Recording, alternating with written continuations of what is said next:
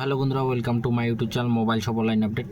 আপনারা দুয়ারে সরকারে কাগজ জমা না দিয়ে আপনারা বেকার ভাতার জন্য যে বাংলার যুবসাথী যে প্রকল্প, তো সেখানে আপনারা কিভাবে অনলাইন অ্যাপ্লাই করবেন। তো অনলাইন অ্যাপ্লাই অপশানে ক্লিক করবেন। ক্লিক করার পর জাস্ট একটু ওয়েট করবেন। তো তার আগে বলে দেই, তো এখানে আগে দেখে নিই। তো এখানে আপনার মোবাইল নাম্বারটা দিবেন, মোবাইল নাম্বারে। আর এখানে আপনারা দেখতে পাচ্ছেন 12 আর 6 প্লাস করে যেটা হবে সেটা এখানে দিবেন। দেওয়ার পরে আপনারা এখানে একটা অপশন পেয়ে যাবেন, এই দেখতে পাচ্ছেন জেনারেট ওটিপি, এর উপর ক্লিক করবেন। তার আগে আমি বলে দিই, হোম পেজে আসি।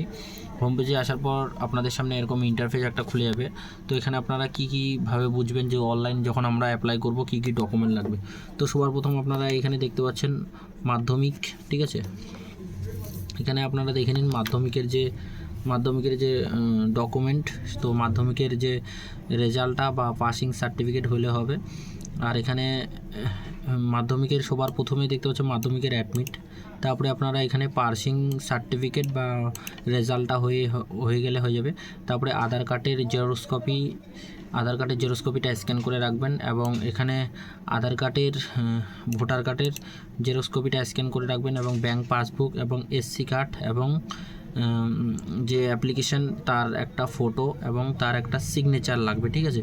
তারপরে আপনারা দেখতে পাচ্ছেন এগুলো সব পিডিএফ করে লাগবে। ডকুমেন্ট এই যে দেখতে পাচ্ছেন পিডিএফ করা আছে। আর এই যে সিগনেচার এবং ফটোটা আপনারা এগুলা এমনি নর্মালি দিতে পারেন।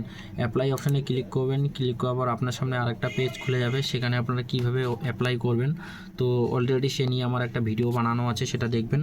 এখানে মোবাইল নাম্বার দিয়ে দিবেন এবং এখানে জেনারেট ওটিপিতে ক্লিক করবেন।